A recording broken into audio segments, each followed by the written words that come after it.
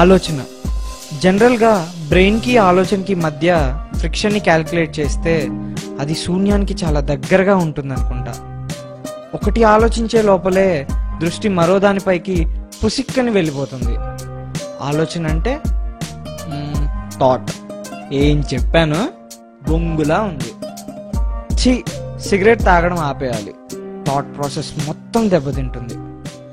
ఆపాలి అనుకుంటున్న ప్రతిసారి అట్టర్ ఫ్లాప్ సినిమాలా అవుతుంది. సినిమాకి వేరియేషన్ చూపించండి అంటే చూపిస్తున్నాంగా అని ఒక సినిమాలో హీరో చేసేటప్పుడు రైట్ టర్న్ తీసుకున్నాడు, మరో సినిమాలో చేసేటప్పుడు లెఫ్ట్ టర్న్ తీసుకున్నాడని వేరియేషన్ కాని వేరియేషన్ని చూపించి అది కూడా వేరియేషనే కదా అని వాదించే వాళ్ళ అభిమానులు కాదు వీరాభిమానుల్ని చూస్తుంటే ఇంతకంటే వేరియేషన్ ఉండదేమో అన్న డౌట్ నా మీద నాకే వచ్చి నన్ను నేనే వెరిఫై చేసుకోవాలనిపిస్తుంది. ఇంకెంతసేపు రా? ఇదిగో బా వచ్చేస్తున్నాం, ఒక 5 minutes.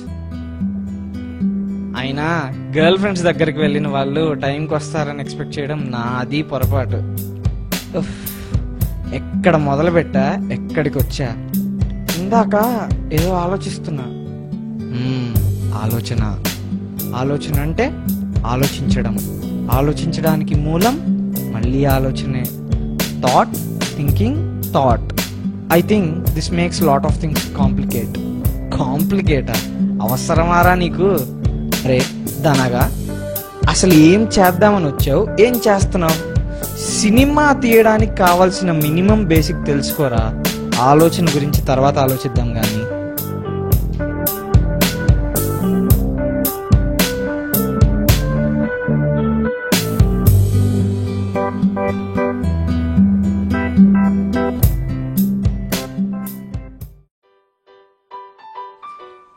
మొత్తానికి వచ్చారు డాష్ గాళ్ళు.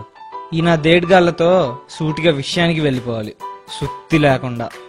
సారీ బా, ఇడే జడ్నాయలు అమ్మాయిలు కనపడితే చాలు సొల్లు గార్చుకుంటా చూడటం, అందుకనే లేట్ అయింది. సారీ బా. స్క్రిప్ట్ మొత్తం రెడీ అయింది, సూపర్ వచ్చింది. స్టోరీ చెప్తా వినండి. అసలు ఎంతకీ దేనికి సంబంధించిన ఈ స్టోరీ? Message oriented. బాబాయ్, ప్రపంచం అంతా సందేహాలతో బ్రతికేస్తుంటే ఇప్పుడు నీ సందేశం అవసరం అంటావా? అబ్బు, రైమింగ్ బాగుందిందిరా, నీ షార్ట్ ఫిల్మ్ లో వాడుకో. కొటేషన్స్ నేను తర్వాత రాసుకుంటా, ముందు నన్ను కంప్లీట్ చేయనివ్వండి. ఓపెన్ చేస్తే ఇందులో 3 క్యారెక్టర్స్ ఉన్నాయి.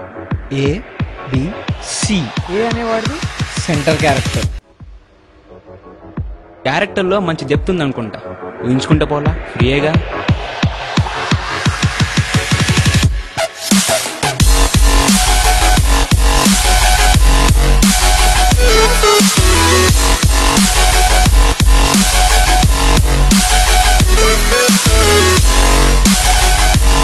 వీడి క్యారెక్టర్ ఎలాంటిది అంటే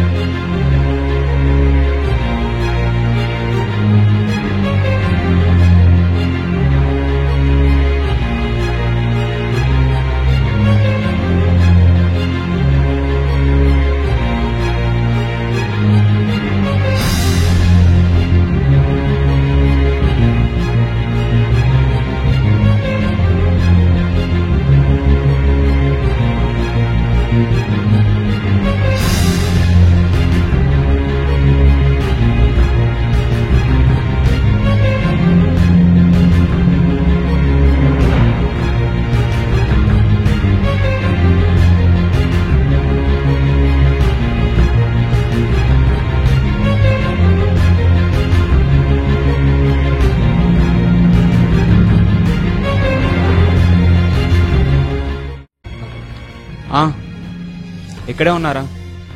వచ్చాయి.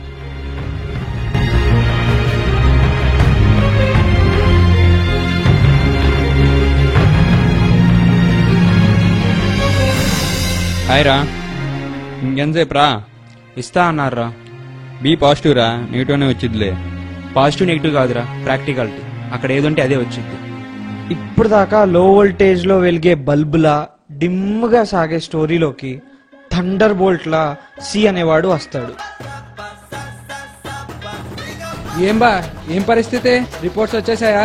ఇస్తామన్నారు. ఏం బా, ఏం వస్తుంది అనుకున్నావు? నా వైపు కోపంగా చూసి ప్రయోజనంలా, ఈ బుద్ధి ముందుండాలి. అయినా ఎడ్యుకేటెడ్ అయి మన్నామే ఇలా చేస్తే ఎలా? 10వ తరగతిలో 25 పేజీల లెసన్ ఉంది. అయినా ఏం లాభం? వారానికి 2-3 సార్లు వెళ్తే గానీ నిద్ర పట్టేది కాదు. అదేమనంటే యూత్ అంటాం. బాబు మంచి రసికుడు అనుకుంటా. అవును బాబాయ్, మర్చిపోయా. తనకి చెప్పావా? చెప్పాను రా, చెప్పినప్పటి నుంచి నో టెస్ట్ నో కాల్స్. లేకపోతే ముహూర్తాలు పెట్టించి దాన్ని ఎక్స్పెక్ట్ చేస్తున్నావా ఏంది? అంతే బా, పిల్లోడి స్విమ్మింగ్ వచ్చారా అని కూడా చూడరు, నాడు సముద్రంలో వదిలేసి వెళ్ళిపోతారు. నువ్వేం బాధపడదు. ఇందానే గూగుల్లో సెర్చ్ చేశా, రీసెర్చ్ లాస్ట్ స్టేజ్ లోకి వచ్చిందంట. ఇబ్బంది ఏం లేదు. అయినా ఎయిడ్స్ వచ్చిన వాళ్ళంతా దాంతోనే పోరంట. అన్ని ముదిరి చిన్న పోతారంట. మన జాగ్రత్తలో మనం ఉంటే సరిపోద్ది. వాడిని పట్టించుకోకరా, వాడి సంగతి తెలిసిందేగా. అల్సర్ ఉన్నాడు కూడా అల్సర్ ఉన్నట్టు చెప్తాడు. బా, ఒక విషయం చేత గుర్తుంచుకో, డెస్టినీ ఎలాంటిదంటే మంది ముందుగా నీళ్ళు ఉన్న బకెట్ అంటారు, మిగతా వాళ్ళు ఓపిక లేక ఖాళీ బకెట్ అంటారు. కానీ అందరూ చివర చాలాసిన డెస్టినేషన్ ఒకటే.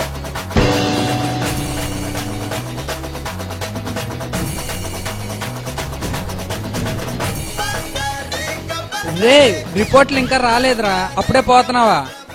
I wanna follow you. I wanna follow you. బావా, కాన్సన్ట్రేషన్ గా విను. ఒక ఫిలాసఫీ చెప్తా. జీవితంలో ప్రతి ఒక్కరు పర్మనెంట్, టెంపరీ అని 2 చాప్టర్లు టచ్ చేస్తారు. లెసన్ ఏదైనా పక్కన పెట్టలే గానీ దాని సమరీ ఏంటంటే, టెంపరీ విషయాలు వదిలే, యూజ్ ఉండదు.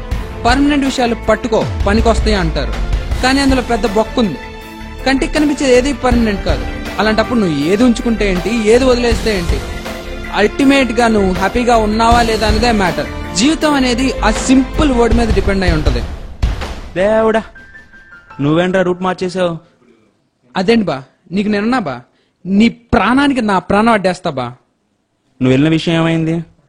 ఏముంది, మన టాలెంట్ మనం వాడాం, నో యూస్.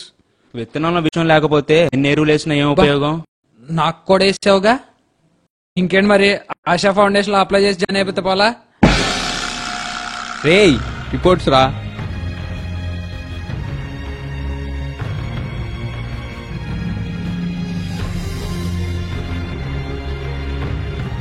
ఫౌండేషన్ అంటే ఏం ఉండదురా, చిన్న చిన్న క్యాంపులు పెడతారు, అక్కడికి వెళ్ళి అవేర్నెస్ క్రియేట్ చేయడమే, అంత మించి ఏం ఉండదు. సింపుల్ పనులు. నెగిటివ్ రా, దీనికేనా అంత బిల్డప్ ఇచ్చారు? బతికిపోయావరా. నువ్వు వెళ్ళరా. తొక్కలో పానీపూరికి ఇంత బిల్డప్ ఇస్తారా నువ్వు? పానీపూరియా ఎఫెక్ట్ బాగా వచ్చిందా? ఇదే రేంజ్ లో వాళ్ళు కూడా షాక్ అవుతారు. పానీపూరియా. ఇప్పుడు డి బిని అడుగుతా, నీ పూరి ఏంట్రా? అదేం లేదురా, మా వాడు కొద్దిగా ఓవర్ పాజిటివ్. వీడు తినే పానీపూరి బండోడికి ఎయిడ్స్ ఉందని తెలిసింది. అప్పటి నుంచి నిద్ర కూడా సరిగ్గా పోవట్లా. టెస్ట్ చేయించుకుందామని వచ్చాడు.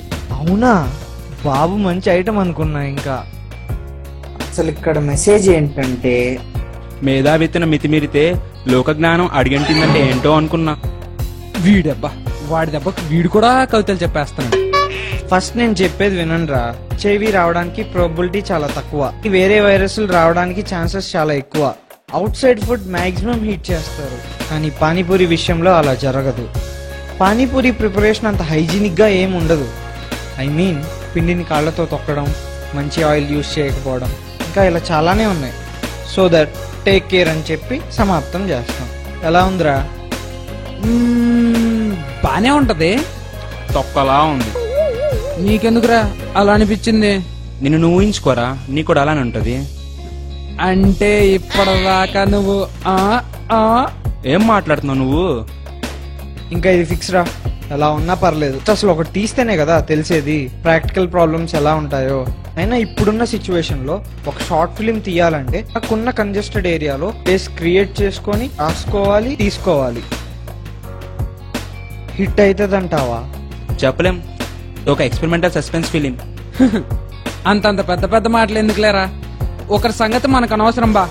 నీకు తీద్దామనుంది కదా, నువ్వు తీ. నా ఫుల్ సపోర్ట్ నీకే. ఏంటి మధ్యాహ్నం రమ్మంటే రాత్రి రావడమా?